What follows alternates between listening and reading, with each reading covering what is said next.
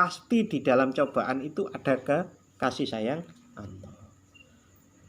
Cuma kita itu sering tidak mengerti. Tapi kalau orang-orang yang yakin itu pasti Allah ada kasih sayangnya di dalam takdir itu. Nah Pak, kalau orang-orang jahat itu kan dihukum. Masa dihukum itu ada welas. Saat ini wong di penjara niku sing bener janjane untuk menyakiti dia atau untuk menyadarkan orangnya di penjara. Menyadarkan. Allah niku ngasih hukuman di dalam kehidupan. Ya karena kesalahan kita terus dihukum. Itu untuk apa? Agar kita ingat dan kembali kepada Allah.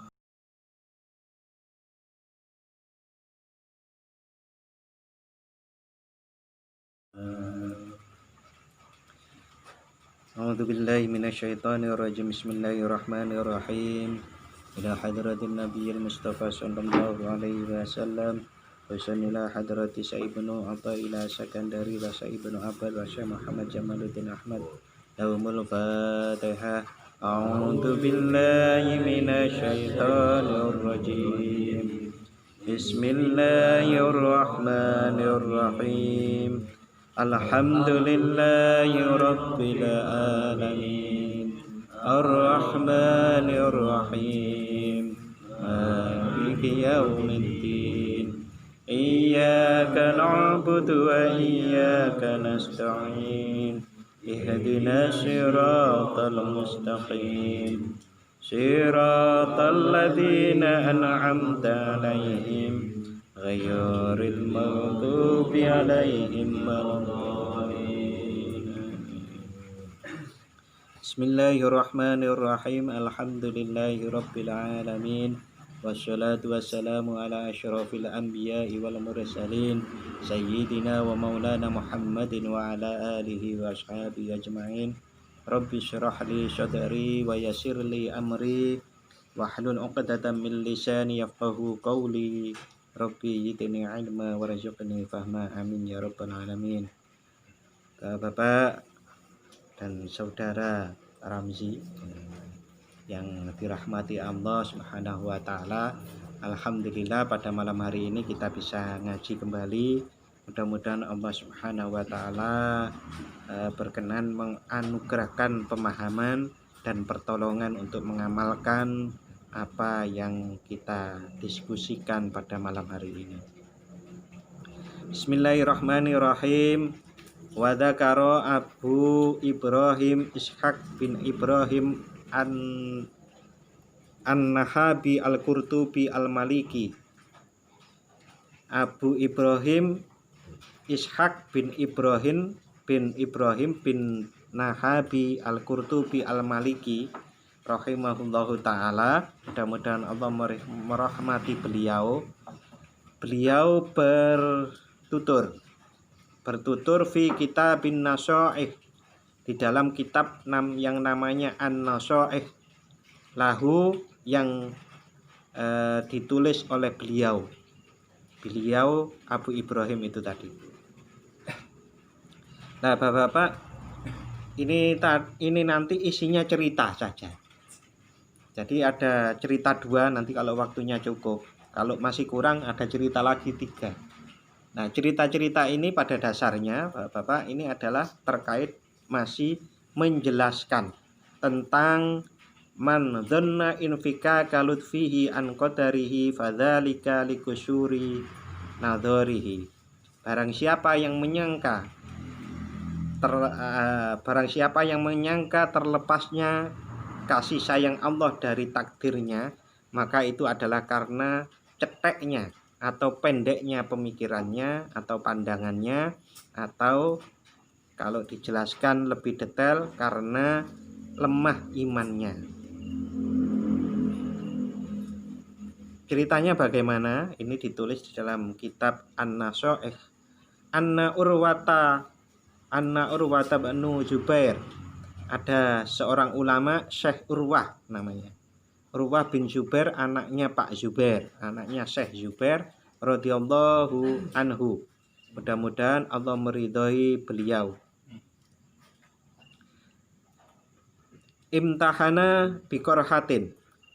pada satu saat Urwah bin Zubair, Syekh Urwah bin Zubair ini dicoba oleh Allah dengan sebuah luka. Fi saqihi, di kentol. Kentolnya, kentol itu bahasa Indonesianya nopo? Kentol iki lho. Oh. Betis. Betis nggih. Leres. Satu saat Syekh Urwah ini dicoba oleh Allah, diuji oleh Allah dengan luka yang ada di betisnya. Balaghot bihi ila nasyri admi saqihi, yang mana luka tersebut sampai pada harus memotong balung betisnya. Nek bahasane saiki diamputasi. Sampai harus seperti itu. Yang fil maudhi isyahihi minha, di yang mengamputasinya itu sampai pada tempat al-maudhi, tempat as-sahihi yang sehat, minha, dari betisnya tersebut. Jadi intinya harus dipotong karena kalau tidak dipotong akan menjalar kemana-mana, dan itu kalau menjalar terus penyakit itu kan bisa membahayakan nyawa. Niku hampir sama Bapak dengan kehidupan di alam nyata yang bukan badan gitu. Kalau kita mempunyai sesuatu yang membahayakan itu memang harus dipotong, ya dipotong. Umpamanya di dalam satu negara kok ada yang harus zaman dulu niku kan benar mereka itu juga anggota atau orang Indonesia, tapi karena dia itu berkhianat maka harus dihukum mati karena membahayakan negara. Bahasanya dia amputasi. Ya macam-macam lah, itu juga di organisasi, juga di mana saja itu bisa. Umpamanya Pak Royo mengembangkan bisnisnya, ono 3 bisnisnya. Nah sing siji iki rugi gak wis. Nek rugi itu diteruskan maka bisa mengganggu keseluruhan perusahaannya. Maka apa yang dilakukan? Amputasi, dihilangi sekalian. Sama dengan ini tadi, kentol betis itu kalau tidak dipotong maka akan bisa menjadi tetanus, ya. Lalu kemudian menyebar ke seluruh tubuh, malah akan menjadi mati orang itu karena kena tetanus itu. Bapak-bapak, berikutnya faqala lahu al-attiba'u. Ini dibawa ke dokter atau memanggil dokter. Tampaknya dibawa ke dokter nih. Nanti kalau cerita selanjutnya akan begitu. Faqala lahu al-atiba'u, berkata dokter kepada Syekh Urwah tersebut, ala nuskika murkidan, apakah tidak sebaiknya kami memberimu satu obat penenang? Ala nuskika, ono to ora ngasih minum kepadamu murkidan, obat penenang. Jawabannya belum jawab. Fala tuhissu bima nasna'u. Kalau engkau minum obat penenang tersebut, maka engkau tidak akan merasakan dengan apa-apa yang kami perbuat bika terhadapmu. Itu biasa gitu, Pak. Biasa. Jawabannya faqala la. Syekh Urwah jawab, la, tidak usah, walakin sya'nakum biha. Tetapi lakukanlah apa yang harus dilakukan oleh kalian dengan betis tersebut. Fanusyirat asaku. Karena jawabannya seperti itu, maka kemudian betisnya itu dipotong, dia deledel. Summa hasamuha bin nari. Kemudian para dokter tersebut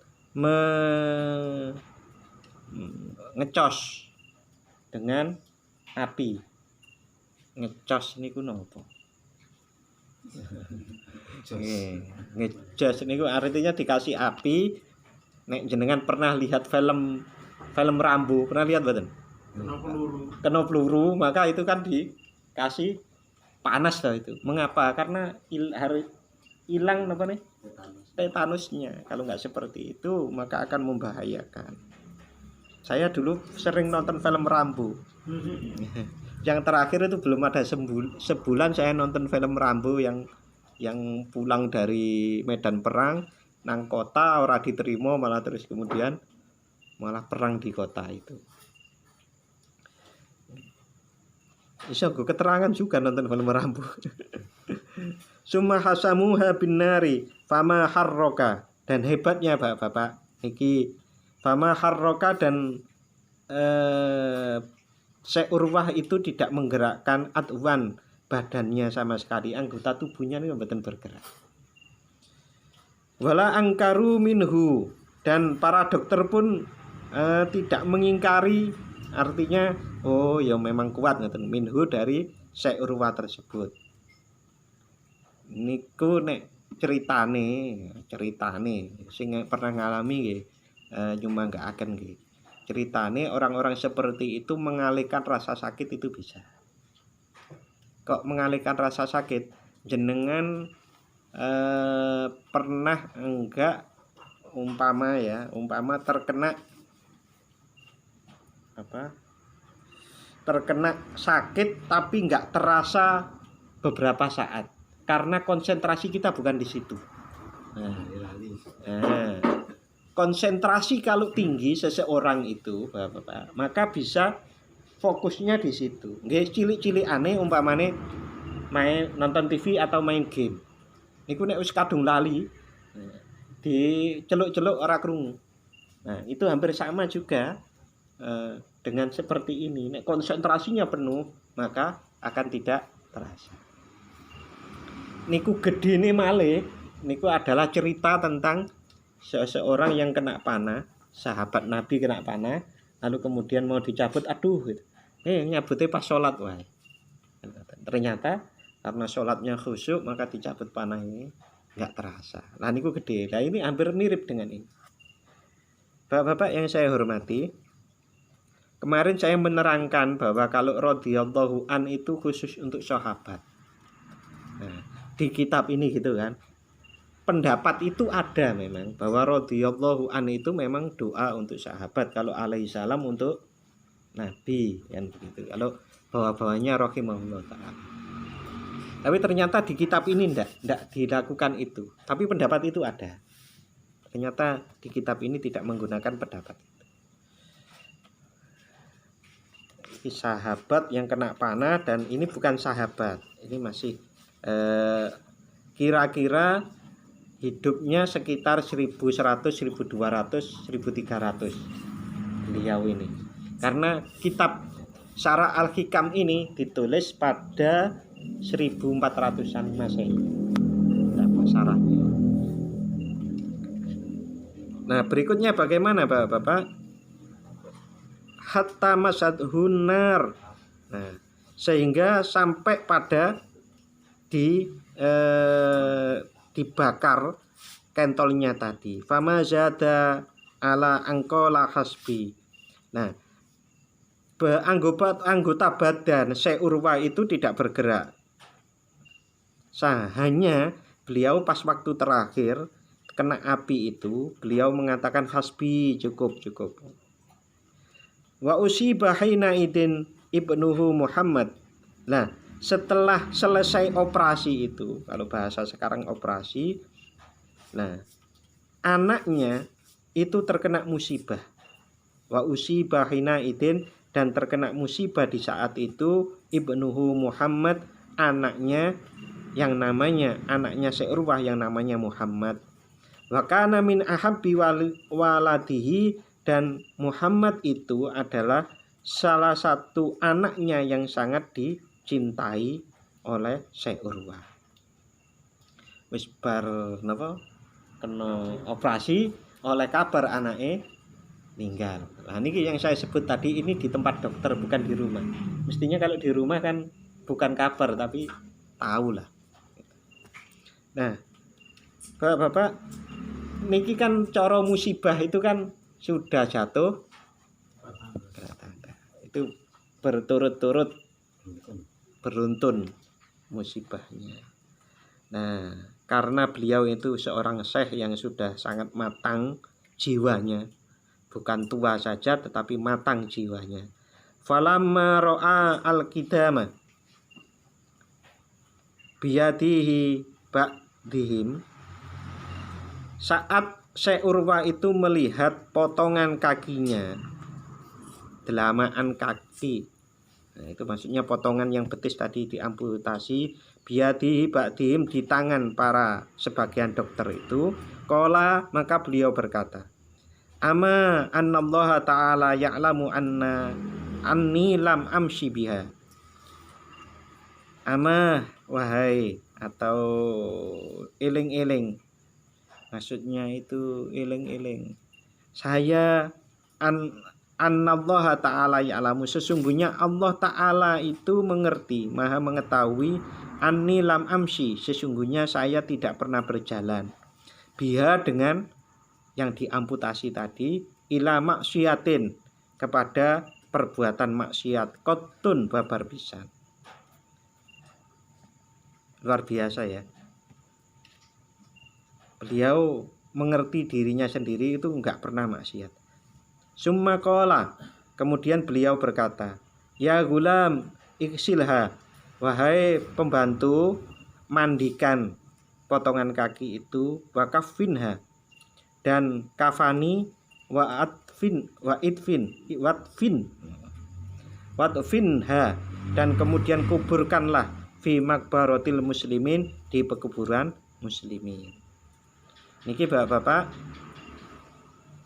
salah satu dasar mengapa seseorang itu potongan kaki itu dimandikan dan yang lain-lain itu tadi sampai dikubur di pekuburan muslim.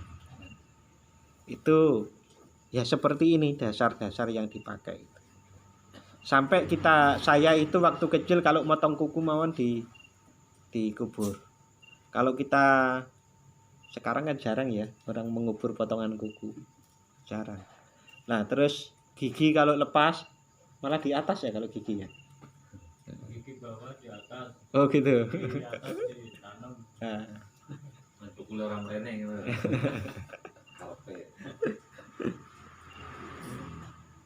Itu kenapa? Nggih, niku mungkin hati-hati ya, sangat hati-hati. Mengapa kok kemudian dikuburkan dan diperlakukan seperti itu? Summa ja'ala yaqulu la in akhadta. Kemudian beliau Syekh Urwa tadi berkata di sini itu berdoa. La in akhadta laqad abqaita. Ya Allah, la in akhadta, kalaulah engkau mengambil, laqad abqaita, pasti nanti akan menjadi langgeng. Tahu maksudnya nggih? Seorang orang tua mungkin punya anak, lalu anaknya meninggal. Nah, itu kan apalagi sebelum balik itu kan akan menjadi tebusan nanti di akhirat. Di akhirat itu namanya abadi. Orang kalau punya uang disedekahkan ikhlas, itu kan akan malah menjadi abadi di akhirat nanti. Maksudnya ngoten niku. Nah, kaki saya itu sudah engkau ambil ya Allah, juga anak saya sudah engkau ambil ya Allah, maka itu akan menjadi satu bekal nanti saya di akhirat. Maksudnya seperti itu. Wala in ibtalaita laqad afaita. Kalaulah engkau membuat satu cobaan kepada orang tertentu, laqad afaita, sesungguhnya engkaulah yang menyembuhkan. Wala in akhadta laqad talama a'taita. Kalaulah engkau mengambil, laqad talama a'taita, sungguh engkau telah memberi yang sangat lama.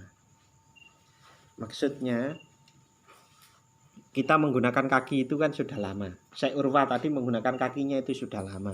Lalu kemudian diamputasi. Itu sudah diambil. Aku sudah menikmatinya. Orang kalau memahami sesungguhnya apa-apapun itu titipan, mboten enten resah dan gelisahnya seperti ini. Niki wis beruntun musibah kaya ngono. Cobaane tapi tetap bisa sabar karena rasa imannya yang tinggi kepada Allah. Wis to, engko pasti mendapatkan pahala, mendapatkan ridho dari Allah Subhanahu wa taala.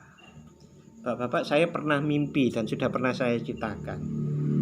Saya mimpi itu satu atau malah semua anak saya itu meninggal. Mimpi tapi nggih. Ya mudah-mudahan boten. Niku mung mimpi kan. Wah, itu rasanya wah. Tapi saat itu kemudian saya nek anak-anakku nang surga, berarti aku kudu iso nyuwun nang Gusti Allah iso nang surga ketemu anak-anak maneh. Itu terus pupus gitu. Nah, kalau kita percaya dengan hal seperti itu, maka kesusahan dan ketakutan, keresahan, kegelisahan mengalami kehidupan ini pasti berkurang. Bagaimana kita penerapannya? Nggih, muga-muga mboten berat-berat ngoten niku nggih cobaan Gusti Allah, ujian Gusti Allah ke kita. Artinya nek enten napa-napa niku nggih mboten usah terlalu susah banget ngoten. Karena tuntutane nek enten ujian nggih kudu sabar, ya sabar. Lah engko nek pun saged sabar, syukur. Lah kok ngoten? Lah nggih wis diparingi iso sabar. Aku iso sabar ya, alhamdulillah diparingi sabar. Ben apa? Ben meningkat terus. Saat jenengan kita itu bisa sabar mawon, innallaha ma'as sabiri. Sesungguhnya Allah bersama orang-orang yang sabar. Ini kan pun luar biasa. Keistimewaan yang luar biasa. Apalagi kalau mampu bersyukur. Nggih, niku pun tingkatane khawasul khawas, orang-orang yang seperti ini. Ceritanya seperti ini. Tapi cerita ini masih ada yang lebih dahsyat. Ceritanya itu lebih dahsyat lagi.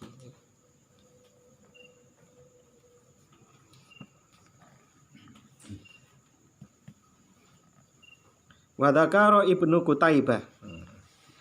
Ada seorang ulama yang namanya Qutaibah. Ibnu Qutaibah itu menuturkan fi uyunil akhbar, di dalam kitab Uyunul Akhbar lahu yang ditulis oleh Ibnu Qutaibah. An mada ini dari Madain. Madaini itu nama kota. Qala, beliau menulis di dalam kitabnya, qadima rajulun min Absin. Beliau menulis ada seorang lelaki yang sowan.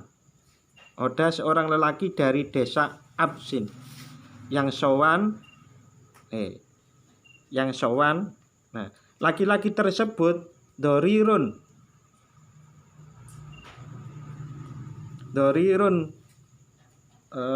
buta, maktumun kang rusak, maktumul wajhi yang rusak wajahnya. Jadi tidak hanya buta tapi juga rusak wajahnya. Alal walidi, sowan kepada Syekh Walid. Mengetahui keadaan tersebut, fasa'alahu an sababi dororihi. Maka Syekh Walid bertanya kepada lelaki tersebut sebab dari ya itu wajahnya yang rusak, yang buta matanya.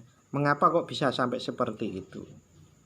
Faqala, kemudian lelaki tersebut menjawab, bitu lailatan fi batni wadin. Pada satu malam saya itu menginap fi batni wadin, di lembah. Batni itu perut, wadin itu jurang. Ya, nek lembah kurang pas nggih. Perut jurang. Ya wis nang jurang rada dalem ngoten. wala a'lamu ala wajhil ardi absiyan. Nah, ya, ini wau titik terus beliau lelaki tersebut menerangkan, saya tidak mengerti, saya tidak tahu ada orang absi itu sedesanya yang melebihi dia. Wala a'lamu ala wajhil ardi absi yazidu maluhu ala mali. Sak desa niku kula sugih dhewe, ngoten lho.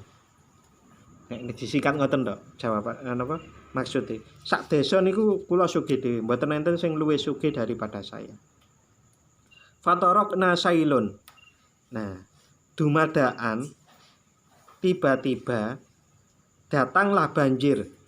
Adhaba ma kana li min mali wa ahli wa waladi. Yang banjir tersebut menghanyutkan apa-apa yang ada padaku, baik itu harta benda, keluargaku, dan anak-anakku. Keluarga niku maksudnya istri dan anak-anakku. Jadi kena banjir kabeh hanyut, illa sobian kecuali bocah cilik rodian yang masih menyusu, berarti masih 2 tahunan nggih, dereng 2 tahun. Wa ba'iron, dan seekor unta sokban yang nakal, yang belum jinak niku napa namanya? Yang masih liar. Fanat dal ba'ir. Nah, padahal harta bendanya habis, napa-napa nih habis, yang tertinggal hanya seorang bayi yang masih ditetei, yang seharusnya masih disusui, padahal istrinya juga sudah menjadi korban. Fanat dal ba'ir. Lah karena unta yang liar tersebut, maka berot-berot. Wasobiyu ma'i, sementara anak kecil tadi itu bersamaku.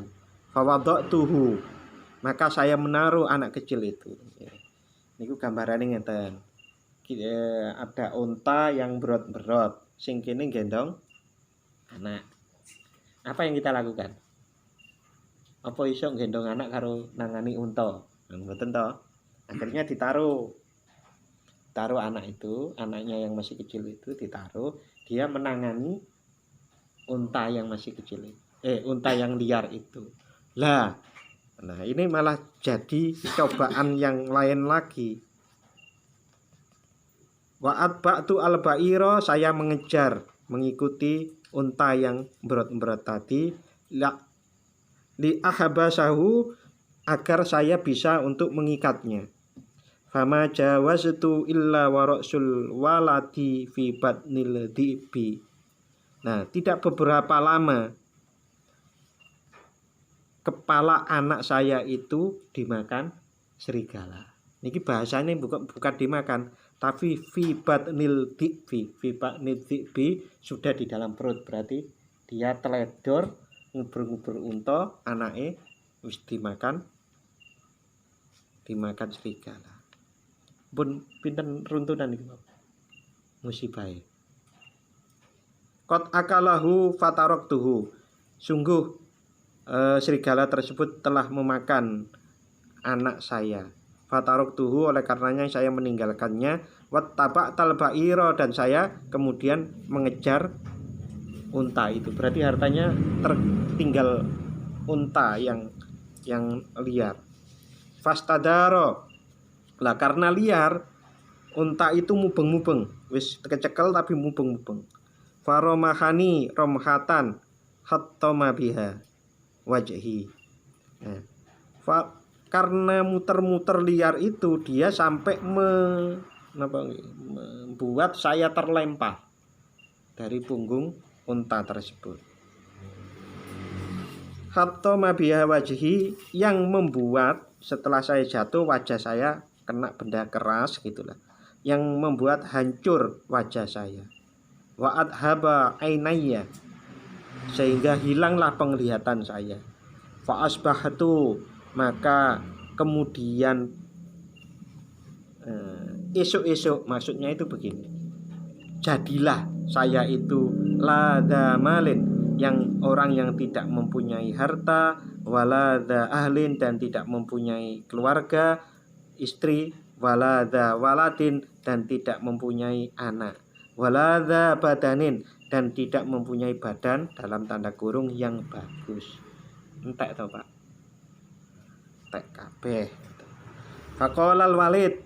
Nah, Syekh Walid yang disewani lelaki tersebut kemudian menjawab, idhabu wahai santri-santriku, kalian pergilah bihi dengan lelaki ini ila Urwah, kepada Syekh Urwah yang nulis buku itu. Yang nulis tadi itu loh. Yang nulis dia diamputasi, anaknya meninggal. Untuk apa kok disuruh ke sana? Liya'lama anna finnasi man, agar Syekh Urwah itu juga mengetahui bahwa di antara manusia itu ada orang huwa a'dhamu bala'an minhu, yang dimana cobaannya lebih berat daripada dia. Bapak, Syekh Urwah itu kan menulis di dalam kitabnya sampai seperti itu. Dia sabar. Nah ini loh, ada orang yang masih lebih berat daripada cobaan yang sampai diamputasi, anaknya meninggal, itu masih ada yang lebih berat. Bapak-bapak yang saya hormati, mudah-mudahan cerita ini tidak terjadi pada kita. Amin ya rabbal alamin. Mudah-mudahan Allah melindungi kita semuanya. Paling tidak prakteknya itu adalah jangan suka mengeluh. Jangan suka mengeluh. Nah, kita seringkali dituturi wong tua-tua. Nek masalah bondo ndelok wong sing sakni sore niku nggih ngeten iki. Nek kalian umpamanya ada orang merasa berat dicoba oleh Allah, lihatlah. Pasti ada orang yang lebih berat lagi dicoba oleh Allah. Nyatane ngoten to. Nggih nuwun sewu. Sakniki jenengan eling-eling enten wong sing luwih sengsara uripe daripada jenengan, kita semua kan pasti ada toh? Pasti ada. Nah, itu untuk apa? Untuk kita agar mampu untuk kuat untuk ya Allah, ternyata masih ada orang yang kau coba lebih berat lagi, saya harus bersabar, saya harus banyak bersyukur. Dalu niki Bapak dua cerita. Besok niku masih cerita lagi. Jadi untuk menjelaskan bahwa tidak ada sama sekali kasih sayang Allah itu terlepas dari takdirnya. Pasti ada kasih sayang Allah di situ. Kalau seseorang menyangka bahwa Allah itu tidak mengasihinya, berarti dia itu pendek imannya, pendek akalnya, akal keimanannya itu cetek.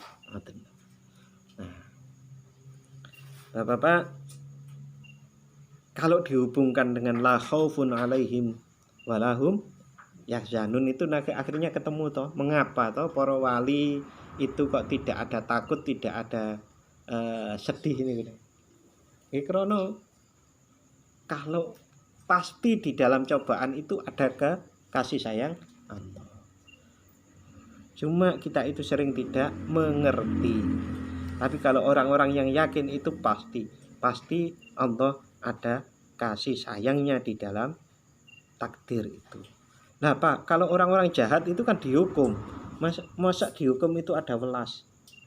Sakniki wong di penjara niku sing bener janjane untuk menyakiti dia atau untuk menyadarkan orangnya di penjara? Menyadarkan. Allah niku ngasih hukuman di dalam kehidupan. Ya karena kesalahan kita terus dihukum. Itu untuk apa? Agar kita ingat dan kembali kepada Allah. Wonten dalu niki mudah-mudahan bermanfaat dan mudah-mudahan Allah Subhanahu wa taala meridhai kita semuanya. Amin ya rabbal alamin. Kita akhiri bismillahirrahmanirrahim. Allahumma inni astaudi'uka ma 'allamtanihi fardudhu ilayya 'inda hajati ilaihi wa la tunsinihi ya rabbal alamin. Barakatul Fatihah.